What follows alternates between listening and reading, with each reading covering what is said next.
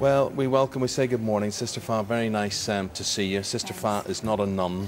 She is, in fact, an award-winning Senegalese urban soul and hip-hop star and activist. And more importantly, you're here today to talk about this this conference, and how to combat female genital mutilation and forced marriage. It's called a Girl Summit. What do you hope that it will achieve? For me, first of all, I think we can say that there is something very positive that come out of it, that the Prime Minister will make another declaration about to give more more preach about this subject. And then for me, I have been so I'm very happy that since last week in this country, people are talking about the subject. And then, of course, I just hope that there will be more law that will be really push people to abandon this practice in the very near future.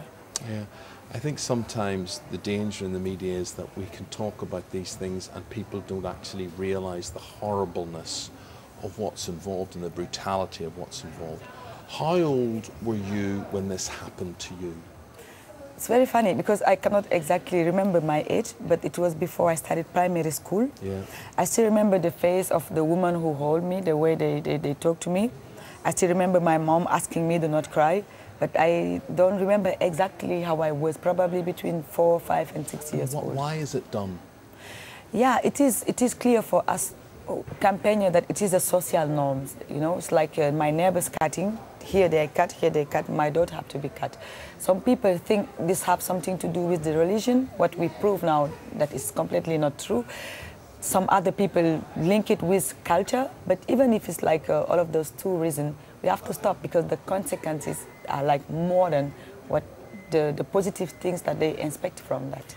And what the Prime Minister wants to see is a prosecution of parents who insist on their children being cut. I mean, how difficult would that be for someone like you, a survivor, to have seen your parent who were just trying to enforce what was a cultural norm? I mean, is this the right way to tackle it, do you think? Yeah, the thing is, sure, they can vote Lloyd and just punish people, but the thing is, if you want to change things, you have to first at all to understand why people are doing it. And if it's a social norms, it's not with prosecution, doesn't work so much, because in Senegal we have a law since January 1999 and it's still going on. Yeah. Then probably the political did not really do the necessary to accompany the communities who's practicing to really stop this kind of tradition, which is awful, of course, as we said. And then, of course, someone like me, I just understand that my mom wanted the best for me. She wanted me to be accepted. She did not want me to be the example or the extraterrestrial in my communities. Probably it was the reason why she let me go also through this, but it was not wickedness from her, I think. Could you tell me how you use your music and your art to change perceptions, and do you feel that you are having an effect, that you are changing the way people think about this and you're really showing this to be unacceptable? Yes, last month I just came back from Guinea, where there's 98% of the girls cut with the support of Orchid Project. We are not playing really concert. There's workshop, we use art, we use painting to really talk about human rights. Most of the works in human rights base. And then we meet communities, we meet children, we meet religious people, administration also, because the Minister of Education usually help us, they follow us in the classroom to see what we are talking about. The young people, those one who is between 14, 15, 16, we know that they will be very soon married in our country and they will have children, they will be parents. Yeah. If they understand from the school in front of the director that those kind of practices are not good, we do believe and hope that they won't do it to their own children.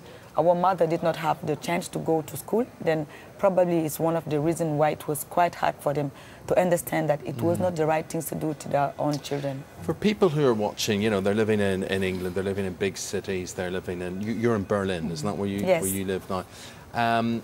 Is it going on outside Africa? Does this happen? Does this happen within communities, or is this just something that's regionalized? I think it's happening usually in Africa. Even those girls who's cut in England, I'm quite sure that they bring them during the holiday to cut them there. And this has something to do with integration. if they understand better what's going on in their country where they are living for many years and get really integrate, they should not really think about what's going on in Sudan or like in Gambia or in Senegal, and try to bring their children to be accepted also there. Yeah. They can know that those children are part of this country where they are living, where they are born, where they are like at school. But let me tell you also that change is happening. Young boys and girls start stopping asking the old women to cut their children. Then I think it will take long, but we are on the good way. Change is happening. Thanks to people You're like welcome. you. Yes. Thank you very much indeed. Lovely You're talking welcome. to you. Thank you. Right, what are we doing after the break?